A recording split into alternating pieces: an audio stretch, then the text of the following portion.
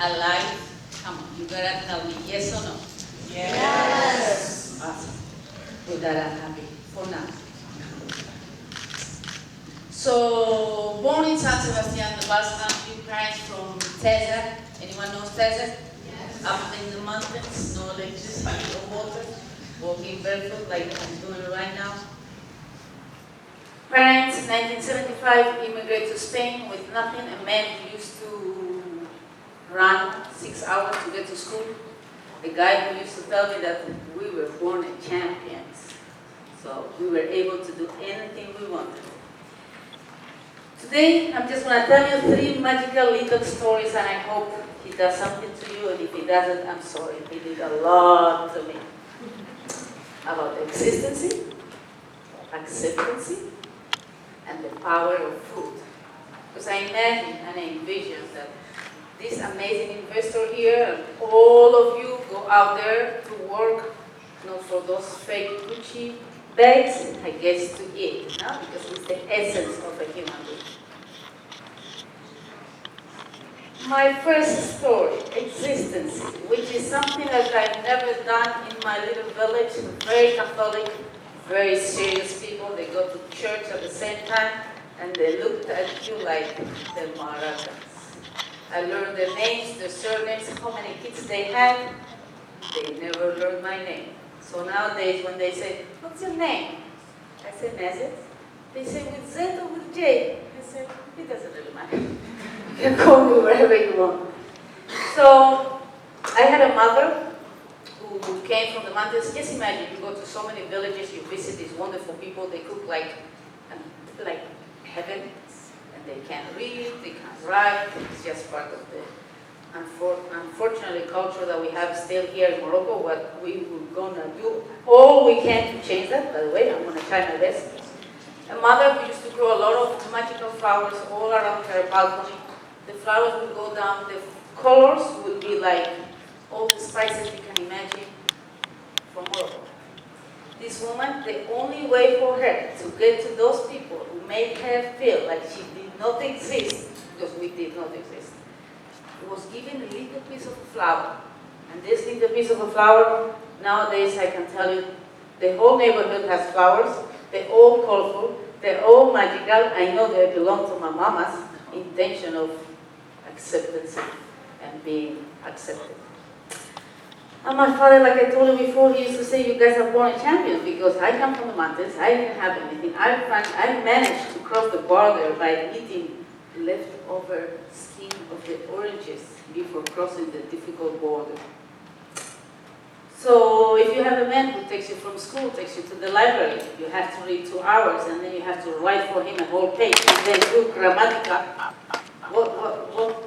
What kind of a growing up life you have? You have no choice than being a champion. And I do believe that we all here are champions, because we were chosen to be here, not just to sit down on a couch and do nothing, just to do magical things, to have the power and the essence of that light that we all have inside, because we all have light. It's depending on what we do with it for the rest of our lives. So here, this is a painting of a very good friend, Luis Burgos, a Spanish painter. He's a genius. He smokes so much, you have no idea. But he manages to get the most amazing murals. And this one is my little me, the little Moroccan girl who used to dream of the flavor of vanilla. The middle me, who is like middle lost somewhere. And the future me, which I hope you will be able to do a lot of great things, things that they've done for me and things that I can pass to other amazing magical women in Morocco. So here on the other side we have a cup, which is a soup cup. It has a big meaning for me. When I was little, I had this ugly little cookie cup. And then when I opened my 6th restaurant, I managed to recreate that little ugly cup into something so fancy and elegant. And I took a toothbrush, tooth wire, and I cut it aside. And the poultry guy says, "What are you doing?" I said, "Leave it. This has a big, long meaning for me. I want to serve this to my guests." Because I don't have clients, by the way. He could not believe it. We made a production of 2,000 pieces. Everybody loved it. Everyone in the restaurant wanted to take one of these with them home. I said, no, let it go. So how do you go from having a pair of shoes here, a pair of trousers, and a notebook a psychopath father who the only thing he's thinking is, my Moroccan African kids are going to be athletes, they're going to be champions. This is the only thing he had in his mind. How do you go from there to be in one of the best restaurants in the world, to be with great geniuses, to be trained by all these champions? And I always think, how did that happen? It happened from hunger, it happened from the willingness, it happened from wanting to be different and to be able to share the power of food, like I said before, with the rest of the people. I had great masters. I mean, I can tell thousands and million stories about them. And I was embraced by them, but through my soul, through my eyes, through my stories, and through my culture. Because I come from this guy's cuisine, Moroccan cuisine, that they never, ever imagined that they could taste. And still today, they don't even know this amazing cuisine. The second one is about acceptance. For me, I remember I studied theater and film in London University because I was this little girl who wanted to express something, and I thought that getting a part in an important TV series in Spain was going to give me that opportunity. Well, I learned a very important lesson. I get a part to play. My part was a Moroccan character. Not just that. The first day, this is literally true, the first day I walked into my room where the whole wardrobe was standing, I thought I made a mistake. He was like a 70-year-old woman's clothes. I had to cover myself. I had all these ugly clothes that I could not believe. I came from London. I just studied 5 years, and now I get to play, which was nothing wrong, but it was not that little girl that wanted to express something amazing. So I played this character. Her name was Shamira. The people loved me because I was quiet. I was this character that people would have pities. Okay? So then they accepted you. But if you put your neck a little bit out, no, not possible. You are the Moroccan. My whole life it has been like that. The second one is a few months ago I did a TV series of 23 episodes in Moroccan cuisine. And I was with all my craziness and everything you can imagine. And in social media appears this Spanish suburb woman who said to me that I was not making the mint tea the way it's supposed to be. And then I was, okay, I'm not Catholic, I'm not Spanish, I'm not Basque, I'm not Spanish, I'm not Moroccan, and now I can't even make a mint tea, so I'm confused. So my family up in the mountains in Texas, my whole life, I don't have to justify, but it's quite hilarious and funny, and I could use this word, I was flabbergasted. Did I say good that word? Thank you. There was this woman who just told me in so many messages in social media that this was not the way to make mint tea. I have thanks God, I have a 95 years old grandpa to who I made a lot of mint teas, and who made a lot of mint teas for me. But the only thing I could do is accept that I'm a human being. That's how she saw me, and that was her perception. So I had to let it go, because we also have to learn to let go. So, a little bit of crazy things in my life. Teaching at Harvard University, NYU, partnered with the White House chef, Bill Yosef, doing Beijing Science Festival. Why science? I don't know. It came from hunger. I love science. I love the science behind food. I love the power that food can do. I love and I dream of gathering great geniuses to stop hunger. Because we don't think of these things. We go out there, we want to be champions, we want to make money, we want to do this. There are 1,000 million people who don't eat. They can't have the essence of a tomato. So here I am jumping in the White House because that's what I am, a little bit crazy. The third story is the power of food. The power of food, I think, can unite all of us. It sounds, everybody talks about it, but the reality, we walk into a restaurant, they give you a table and, I don't want to sit there. It's just food. If you go with the intentions of enjoying and just being and relax, food can just transform all of us.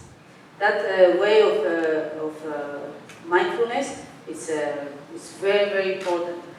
in life, not just with food, with anything else. So here I am. We lived in a very, very, very, very poor house where I had no roof. I know people don't want to say this because they think, oh, you grew up in Europe, everything is marvelous, you come back to Morocco and you bring a Mercedes, you know, that's the typical story through a lot of families, but that's not the truth in many of the cases. I was not in mine.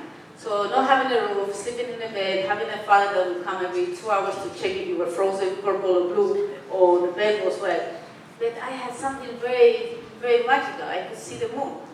And it's like a connection with this light that transformed us every night. The moon was always there. And it was not because it was an action of romantic or anything like that. It was just needed. How, in this house, one morning, this woman shows up under the window of my mother's yelling, Fatima, with a tray, aluminium foil, and I'm looking through the window like, what's that? That's food. That's not possible. It's too embarrassing. No, it's not happening. But yes, this woman walked all the way to the village, came with a tray, with a huge chicken. I don't know what was that. It was a huge chicken. And it was her way of accepting and a way of being kind. I was so upset for the next weeks. I was so embarrassed. And later on I learned that was an action of mindfulness, an action of letting you know that I'm here to help you what I can and accepting you. But you learn this later on, when you are a little bit rebellious. How did we come? I haven't been in Morocco for so many years. The last year I've been coming. And I traveled so many countries, I've been in so many places, and I never thought that the city where I walk barefoot in Fez, because it's my city, in Fez, it would be a city where I could maybe have a pillow and sleep and be like a normal human being and accept that this is my, it's not that I didn't accept that, but this is my country, and every time I come in I get full of energy.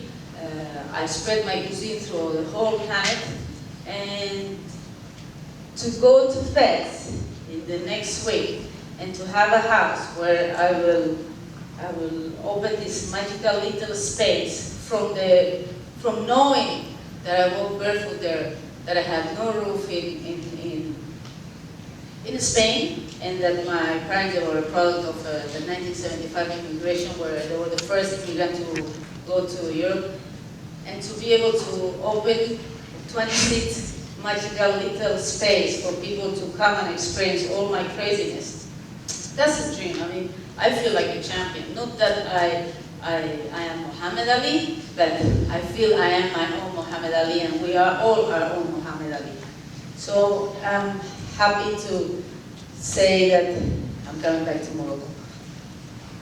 We cannot do anything if we do not believe in ourselves. My only way to be able to achieve a lot of magical things, I mean, I can't tell you this in 15 minutes, but I tried the best I could. But it's just believing. I always believe those sentences, those words of my father. I'm a champion, I can do this. I'm a champion, I can do this. Because I do believe we are all champions. Here we have New York, Jamesbury House, where I get to take my team and my cuisine and express in the middle of New York City, a culture that is, yes, I'm Moroccan, a culture that is full of flavor, a culture that is spread all around the world, but also a culture that can unite a lot of people, because we are, like my friend said here, we are next to everyone, and everyone passes by here. So I would really like you to close your eyes for 1 second, 20 seconds I have, I don't have more. Just close your eyes and think of this magical meal you had and ever made by love and caring, and think that the meal can transform you, it can change you, and can create a lot of positivity, and can make us all just feel that we are exactly the same, we want the same, we are made with meat, and we have passion, because passion and light and championess, really, we all have that. So now you can open your eyes. As I said, we were born all champions. And the power of food has much more than just making a business. It can change people's life, and every second you have millions of that just by not. A chef is not responsible just by their own restaurant. The chef is responsible, like a doctor, to be able to create a lot of magical things around the world. And I would really hope that we can all do something great out there just to stop hunger, really. It's not about a restaurant, it's not about a product, it's about we all deserve to eat and we all deserve to read and write. Thank you very much.